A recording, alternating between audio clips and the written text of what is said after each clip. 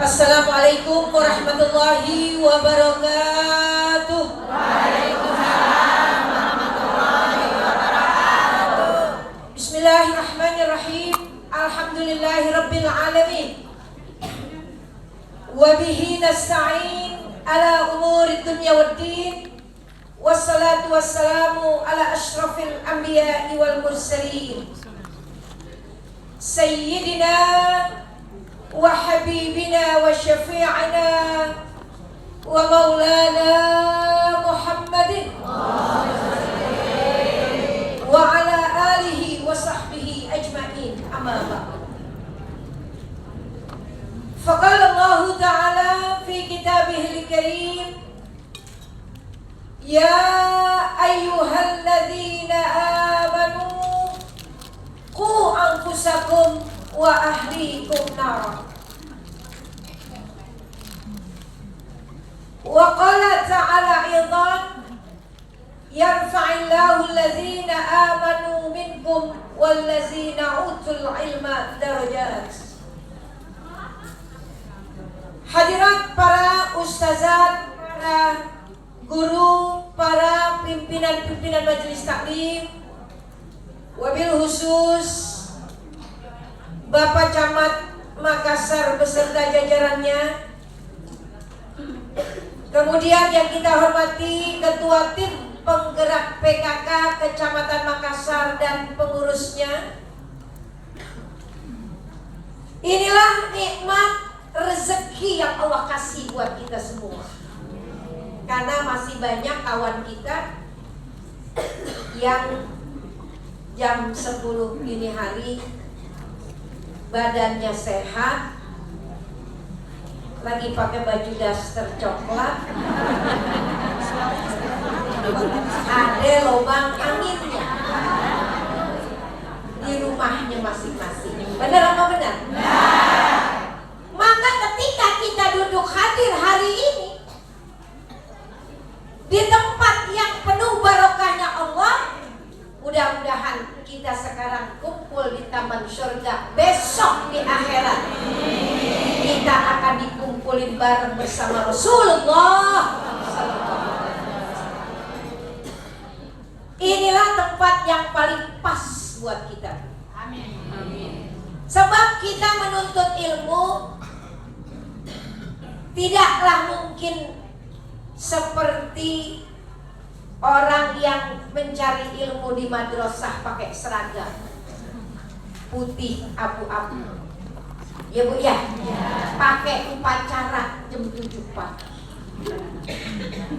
Kita mencari ilmu di tempat yang seperti ini, di majelis-majelis taklim. Inilah tempat yang paling pas buat kita semua. Mudah-mudahan membawa keredoan dan keberkahan dari Allah Subhanahu wa Ta'ala. Salawat serta salam tercurah ke hadapan junjungan Nabi Yuna Muhammad. Mudah-mudahan selawat yang tadi kita ikuti sampai selesai semuanya diterima, nyampe ke hadapan Nabi kita Muhammad sallallahu alaihi wasallam, sehingga kita yang hadir, yang tadi lisan kita basah dengan sebutan nama Nabi, mudah-mudahan menjadi sebab kita mendapat syafaatnya di yaumil qiyamah. Alhamdulillah, ibu hadirat jamaah sekalian, hari ini kita ngaji di dalam gedung di Majelis Taklim, acara pengajian di Kecamatan Makassar. Inilah kesempatan buat kita sebagai seorang bunda-bunda yang salihah, yang terus memperbaharui ilmu, memperbaharui iman, memperbaharui terus kualitas ketakwaan kita kepada Allah Subhanahu wa Ta'ala. Dengan jalan duduk seperti ini, duduk di mana majelis ilmu, inilah jalan-jalanan kemudahan yang disediakan oleh Allah Subhanahu wa Ta'ala. Kenapa Ibu? Ada satu hadis. Ini memberi motivasi buat kita semua. Nabi pernah bersabda, "Man salaka tariqan yaltamisu fihi ilman, sahhalallahu lahu tariqan ilal jannah." Nabi yang bilang, barang siapa yang menempuh jalan untuk thalabul ilmi, cari ilmu, dia keluar dari rumahnya, menempuh jalan. Ada yang jalan kaki, ada yang naik motor, ada yang naik mikrolet. Ya Bu ya? Ya. Semua ditempuh untuk sampai ke tempat dia mencari ilmu. Maka apa yang dijaminkan oleh Nabi besar kita Muhammad sallallahu alaihi wasallam, sahhalallahu lahu tariqan ilal jannah. Niscaya orang yang keluar dari rumahnya menempuh jalan untuk sampai ke tempat dia cari ilmu, maka kata Nabi, niscaya Allah mudahkan dia untuk mendapatkan jalan menuju surganya Allah. Amin. Jadi kita ini Bu, sesungguhnya tadi dari rumah kemari adalah jalanan menuju surga. Ini nikmatnya. Makanya kita syukur kepada Allah Subhanahu wa Ta'ala, hari ini Ibu dapat hidayah. Sebab orang yang gak dapat hidayah Bu, biarpun diteleponin belum tentu bisa nyampe di sini. Disamperin belum tentu ngikut. Betul apa betul? Apa kata Ibu? Lo jalan duluan aja, saya nyusul belakangan. Ya Bu ya.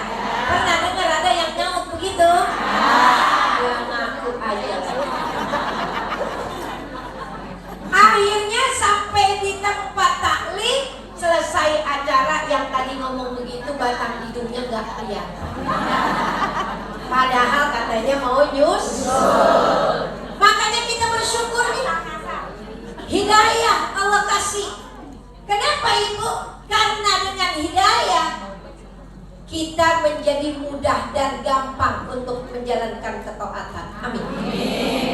Hidayah adalah milik Allah yang Allah kasih kepada hambanya yang Dia kehendaki.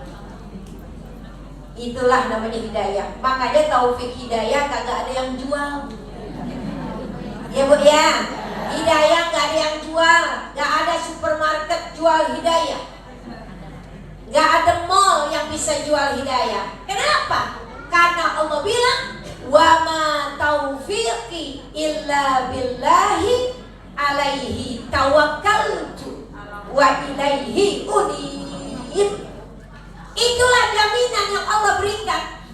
Di dalam Quran hanya satu ayat yang menerangkan tentang taufik, maka tidak akan dapat kecuali atas kehendak Allah Subhanahu wa Ta'ala. Jadi beruntung Ibu yang hadir di sini lagi menjemput datangnya hidayah. Amin. Sebab yang namanya taufik dan hidayah Bu, nggak bakalan datang di tempat-tempat yang jauh dari rahmat Allah.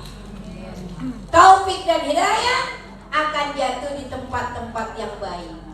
Di tempat lisan kita sedang berzikir, di tempat hati kita sedang menerima ajakan-ajakan kebaikan. Makanya Ibu hadirin sekalian, disinilah kita beruntung ibu-ibu di tengah kesibukan yang luar biasa. Saya yakin semua ibu-ibu kalau pagi-pagi nggak ada yang nggak sibuk. Ya Bu ya, semua sibuk. Tapi alhamdulillah di tengah kesibukan kita sempetin waktu untuk hadir di majelis ilmu, karena inilah jalan kemudahan menuju surga. Ibu, kita semuanya hadir seperti ini dilakukan sebulan sekali ya.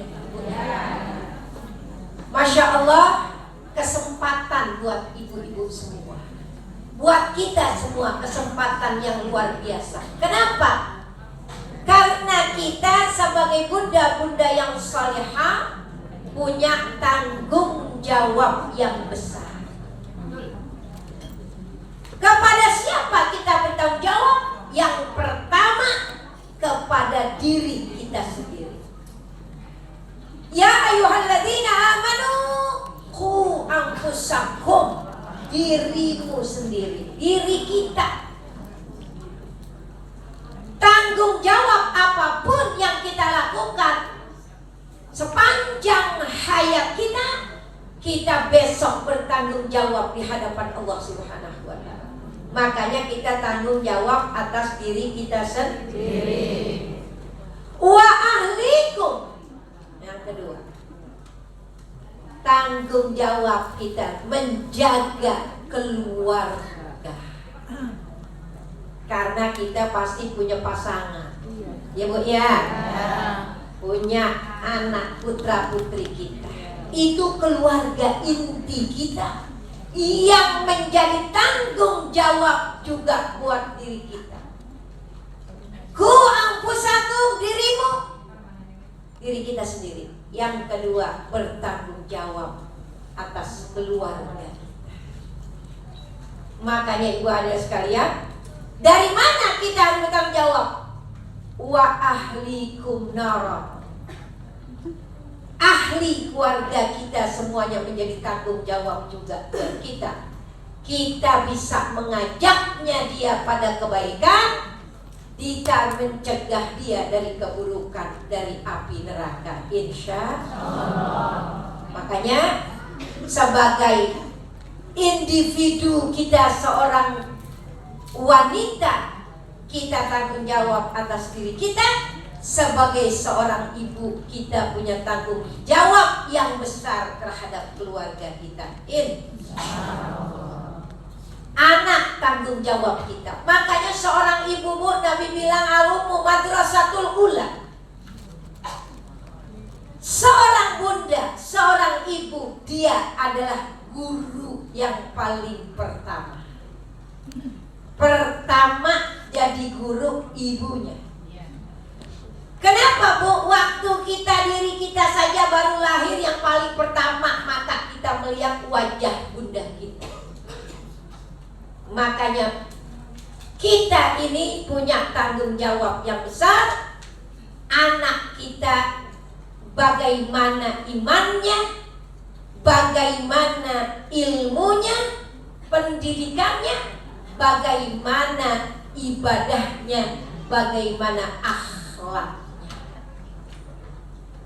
Betapa besar tanggung jawab kita. Makanya kalau bundanya diisi imannya dengan iman yang kokoh dan kuat, sering hadir di majelis ilmu begini, insya Allah keluarga yang dia punya tanggung jawab, semua yang lain juga dalam keadaan iman yang kokoh. Amin. Karena bundanya menjadi contoh. Itulah yang dikatakan seorang bunda harus bisa memberikan uswatun hasanah, keteladanan.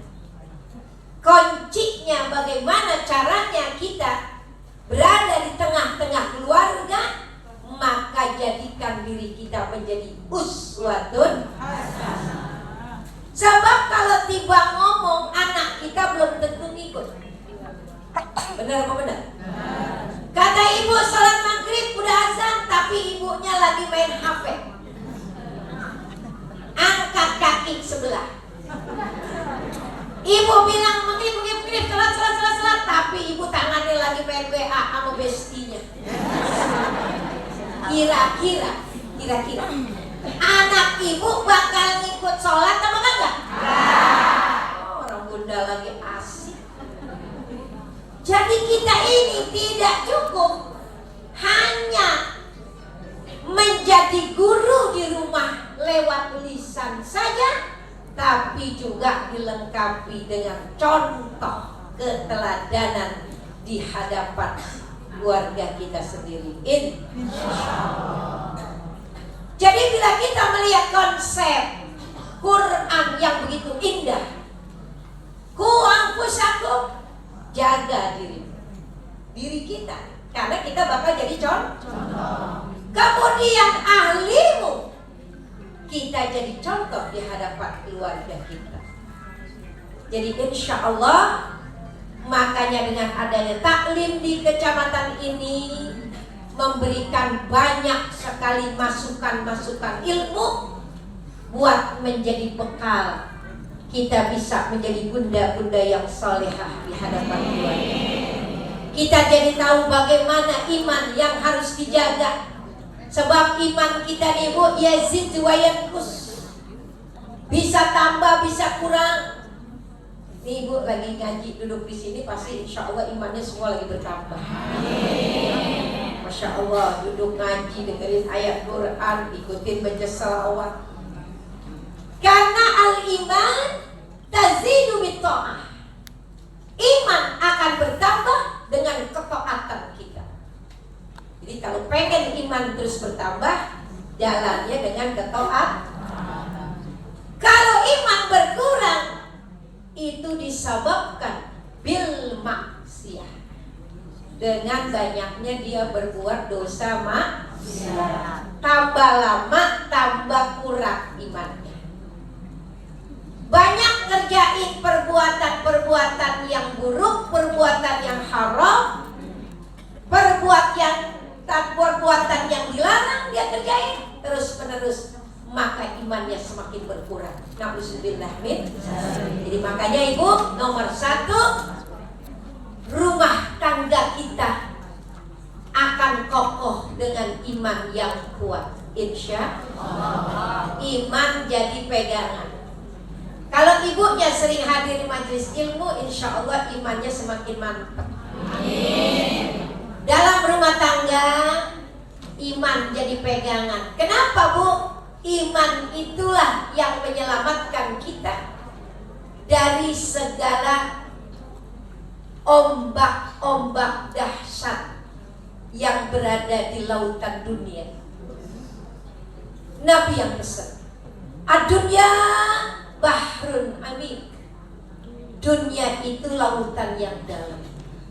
Jadi kalau Ibu berada di hidup di alam dunia ini Bu, laksana semacam kita lagi berada di atas laut. Orang yang di tengah lautan akan ketemu ombak yang dahsyat. Betul? Angin badai yang luar biasa. Makanya jangan heran, semua manusia kalau berada di alam dunia, dia akan menemukan daripada ujian-ujian kehidupan. Selamat dia mengarungi lautan dunia bila dia berpegang teguh kepada agama Allah. Insya Allah. Makanya iman faktor yang paling utama yang harus ada dalam diri kita sebagai seorang muslimah, muslim. Apalagi kita punya tanggung jawab di tengah keluarga kita. Insya Allah. Yang kedua Ibu, kalau manusia sudah punya iman, maka yang kedua, kita isi rohani kita, iman kita itu dengan ilmu. Kenapa tidak cukup orang punya iman saja tanpa dia berilmu? Kalau Ibu punya ilmu, Ibu jadi tahu mana yang hak, mana yang batil, mana yang ada maslahatnya, mana yang ada mudaratnya, mana yang menyelamatkan jalan kita, mana yang mencelakakan jalan kita. Karena kita punya ilmu. Kenapa? Nabi bilang al-ilmu nurun. Ilmu itu cahaya. Dengan sebab ilmu, Ibu tahu tadi pagi-pagi mau datang kemari, kata Ibu, saya nggak masak repot-repot. Soalnya saya mau ngaji. Kalau saya mepes dulu kagak selesai. Benar ya Bu ya? Itu ilmu tuh. Coba kalau kagak tahu ilmunya, Ibu mepes dulu. Ya Bu ya? bikin masakan ini, ya taklimnya keburu bubar. Karena ibu tahu mana yang datengin maslahat dulu, yang terlebih dahulu. Kalau gitu tadi pagi ceplok telur aja. Itu juga ilmu. Kalau ibu nggak punya ilmu, di dalam pengajian biarin aja. Salam aja sama gurunya, salam sama ustazahnya. Masya Allah. Ya bu ya. Atau nggak punya ilmu, bu ngaji apa kagak, ngaji kagak terakhir. Udah dah, aku kagak ngaji deh. Kalau orang yang punya ilmu tahu bagaimana ilmu itu, orang yang tolabul ilmi menjadi jalan kemudahan menuju surga, maka ibu akan semakin semangat untuk menuntut ilmu. Insya Allah. Karena ibu tahu ilmunya. Ternyata orang yang tolabul ilmi, Allah mudahkan jalanannya menuju surga. Jadi kalau ada kesempatan untuk nyari ilmu, insya Allah. Masalah masakan, kemarin udah masakan enak, sekarang telur ceplok aja, jalannya. Tahu mana yang lebih utama, karena ngajinya cuma sebulan sekali, masalah masak udah sabar. Itu juga ilmu. Jadi ketika kita punya ilmu, kita tahu mana yang lebih dahulu, mana yang kemudian. Betul apa betul? Ilmu juga buat jadi bekal ibu ngajarin anak-anaknya. Karena ini ibu kita semua, ibu jadi ustazah. Ibu jadi ustazah. Siapa muridnya? Anaknya. Semua yang dia lihat ditiru sama anak kita. Anak kecil tiru kita. Udah semakin dewasa apalagi dia liatin kebiasaan ibundanya. Paling utama kalau ayahandanya mungkin ketemunya sore malam, tapi yang setiap hari dilihat ibundanya. Coba ibu punya anak kecil, ibu punya anak masih kecil atau cucu yang tidur di rumah ibu, dia liatin ibunya kalau makan kakinya satu di atas. Padahal ibu nggak ngajarin. Besok dia di sekolahannya kakinya nangkring percis kayak kaki kita. Apalagi di TK, ya Allah, kata gurunya pelan-pelan, kenapa nih? Nah, kakinya di situ bunda kayak begini. Ibu mah kagak ngajarin kan bu ya? Tapi otomatis anak itu menyimpan memori yang luar biasa.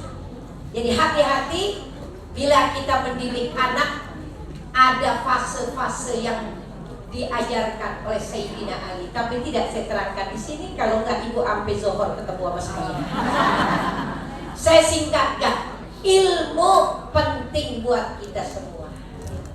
Ilmu yang kita dapat buat kita ajarkan lagi, karena kita di rumah jadi guru. Bahkan ilmu-ilmu yang kita dapat bisa menjadi bekal buat kita ibadah.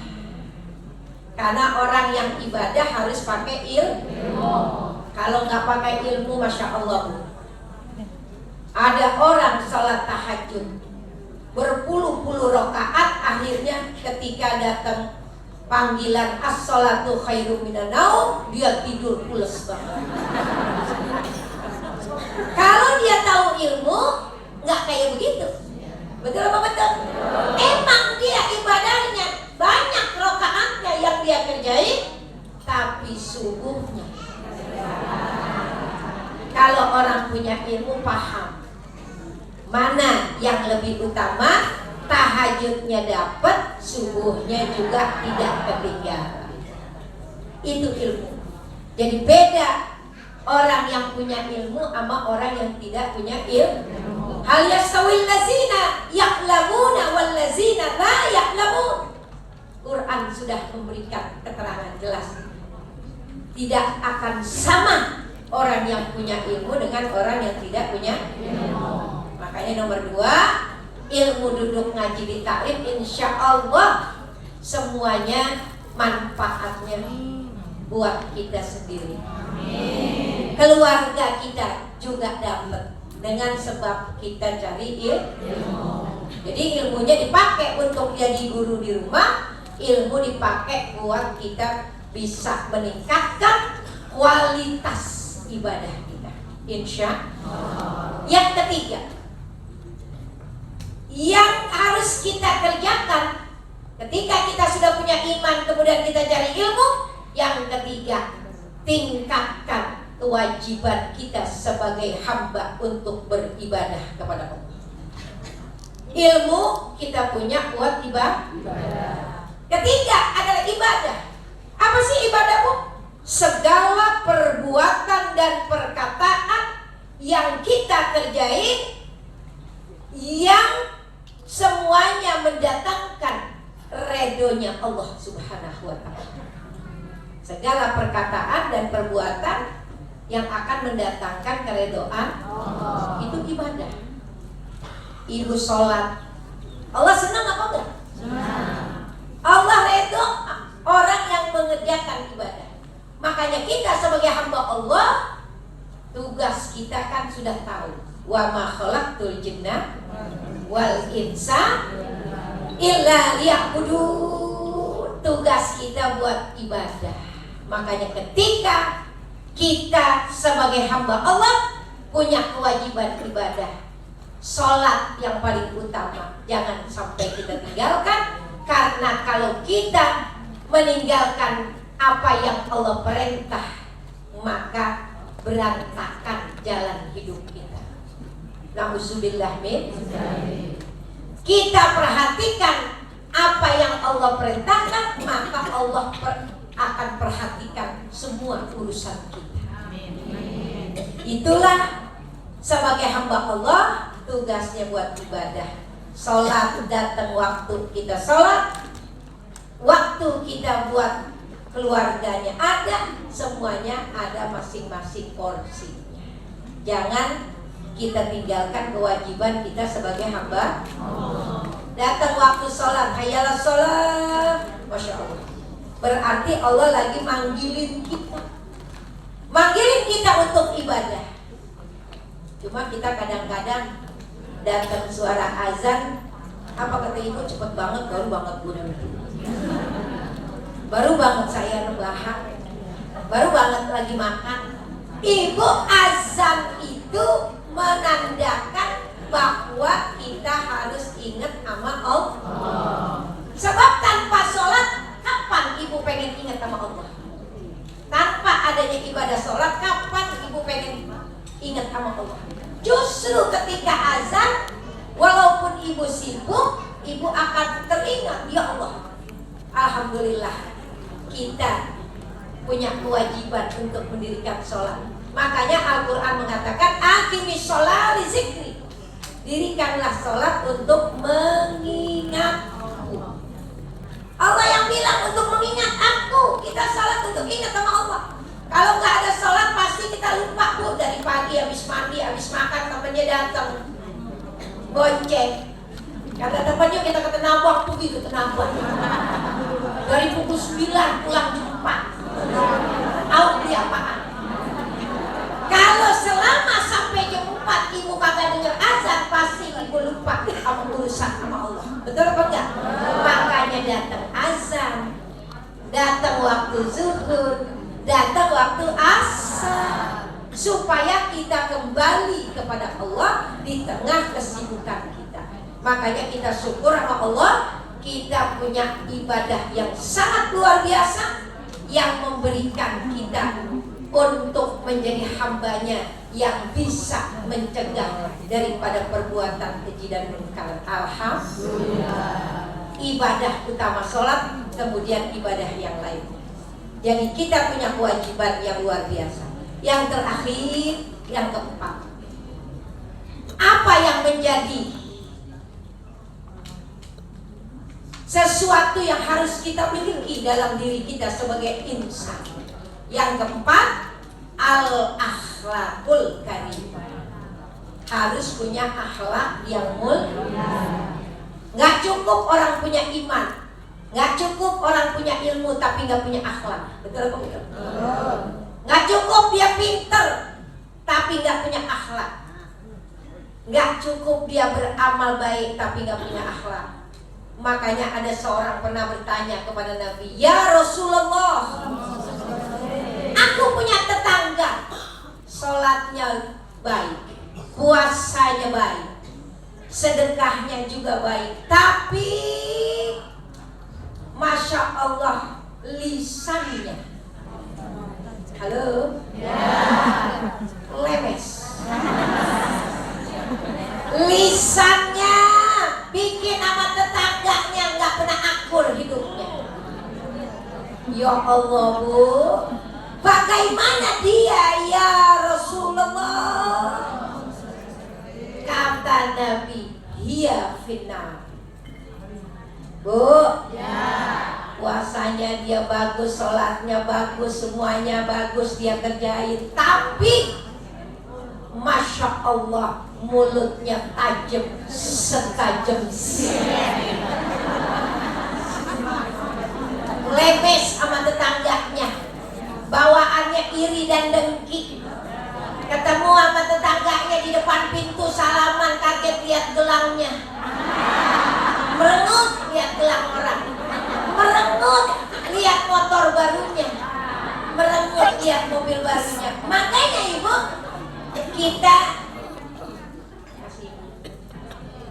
makanya kita sebagai hamba Allah harus tahu ada baginda Rasulullah SAW.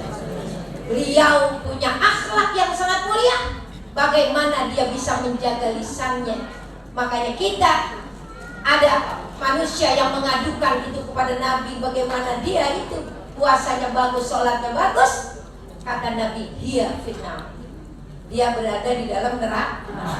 Makanya mari ibu saudara sekalian, apapun yang kita miliki, semuanya adalah akhlak yang paling utama yang bakal dilihat oleh Allah. Karena innallaha ta'ala la yanzuru ila ajsamikum wala ila suwarikum walakin yanzuru ila qulubikum. Sesungguhnya Allah tidak pernah memandang seseorang, ya, wajahnya, bentuk badannya, kemudian rupanya, tapi Allah memandang hatinya. Jadi kita perhatikan akhlakul karimah di dalam rumah tangga kita, Bu. Kalau kita nggak berakhlak, anak kita juga nggak akan berakhlak. Benar apa benar? Nggak akan berakhlak. Anak kita nggak akan berakhlak kalau ibunya nggak punya akhlakul karimah. Makanya mudah-mudahan kita hiasi diri kita dengan iman yang kokoh. Kita cari ilmu sepanjang hayat kita, karena ilmu dicari minal mahdi ilal mahdi. Terus menerus kita cari. Yang ketiga, jalanin ibadah sebaik-baiknya, karena ibadah adalah tugas kita sebagai hamba Allah, kewajiban kita kepada Allah. Yang keempat, semuanya harus kita miliki, yaitu akhlak yang mulia, bertutur kata yang baik, bertingkah laku yang mulia, karena orang dinilai dari akhlak. Ya Bu ya, kalau dinilai dari cakepnya, ada yang lebih glowing lagi. Betul apa betul? Kalau kita nilai orang karena materi, ada orang yang lebih kaya daripada kita. Di atas langit ada langit lagi. Makanya kita harus mengedepankan akhlak, apalagi sebagai ibu, bunda-bunda yang salehah di hadapan suami kita. Masya Allah, mau ngaji rapi, bilang sama suaminya mau ngaji sebentar. Ya Bu ya, saling cium tangannya. Kata ibu, gue cium tangan cuma lebaran doang. Ya Allah Bu, sama suami Masya Allah. Jadi kita kadang-kadang berubahnya luar biasa. Waktu jadi pengantin suara kita lembut. Duduk pengantin sama suami kita baru tadi pagi nikah, duduk suaranya nggak kedengeran sama sekali. Suaminya tanya, udah makan belum? Ya Bu ya, pelan jawabannya. Tapi ibu, setelah kita punya anak, punya cucu, berubah suara kita, kayak pakai speaker. Benar apa benar? Perubahannya luar biasa. Makanya ibu adalah sekalian, suaminya bengong aja ditanya mau kemana, emang kagak lihat apa kerudungan gua 3 lapis. Jangan lupa tuh kalau hujan itu semuanya pada angkatin ke jemuran. ngomong sebaris jawabannya. Pokoknya Bu, kita mau ngaji, akhlaknya dipakai. Insya Allah. Jadi akhlak itu yang utama, karena Nabi kita sukses menjalankan dakwahnya 23 tahun karena beliau punya uswatun hasanah. Jadilah bunda-bunda yang menjadi teladan di tengah-tengah keluarga, agar sekeluarga semuanya selamat dari kilatan api neraka, sama-sama berada sekeluarga dalam surganya Allah Subhanahu wa taala. Amin ya rabbal alamin. Mari kita baca Fatihah, kita doakan semua jajaran Kecamatan Makassar. Ya, kemudian Bapak Camatnya, Ibu Camatnya, semua ibu-ibu lurahnya yang hadir pada hari ini, mudah-mudahan senantiasa diberikan kesehatan. Kita yang hadir, yang duduk di majelis ini, pulang dari sini membawa maghfirah, ampunan Allah Subhanahu wa taala. Allah tuntun kita dalam hidayahnya sehingga kita bisa menjadi bunda-bunda yang salehah. Pengen punya anak yang soleh, solehah, bundanya dulu jadi bunda yang salehah. Jadi mudah-mudahan semuanya dimudahkan oleh Allah Subhanahu wa taala. Segala hajat kita digampangi, rezeki kita dimudahkan, orang tua kita di alam kubur yang menyaksikan sekarang anandanya duduk di mana majelis ilmu, mudah-mudahan kuburnya menjadi raudhah min riyadil. Fatihah ini kita kirimin buat orang tua kita masing-masing yang berada di alam barzah, mudah-mudahan mendapat maghfirah Allah Subhanahu wa taala. Ayahanda guru kita almarhum Bapak Kiai Haji Abdullah Syafi'i, Bunda Haja Siti Romlah, mudah-mudahan kuburnya menjadi raudhah min riyadil jannah. Al-Fatihah. A'udzubillahi minasyaitonir rajim. Bismillahirrahmanirrahim. Alhamdulillahirabbil alamin. Arrahmanirrahim. Maliki yaumiddin. Iyyaka na'budu wa iyyaka nasta'in. Ihdinas siratal mustaqim. Shiratal ladzina an'amta 'alaihim ghairil maghdubi 'alaihim waladdallin. Amin. Ibu hadirin sekalian, itu saja yang saya sampaikan. Alhamdulillah senang saya bisa bersilaturahmi. Ya, mudah-mudahan kita ketemu lagi di lain waktu, Ibu Lurah. Mudah-mudahan dalam keadaan sehat walafiat.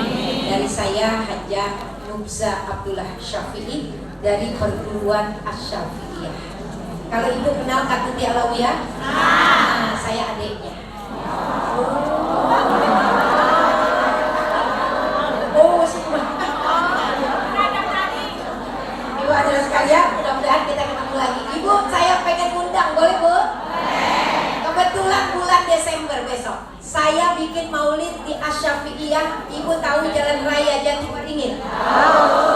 Ibu nengok ada pesantren putri, aula pesantren putri Asy-Syafi'iyah. Saya di situ majelis taklimnya sebulan sekali, tiap minggu pertama.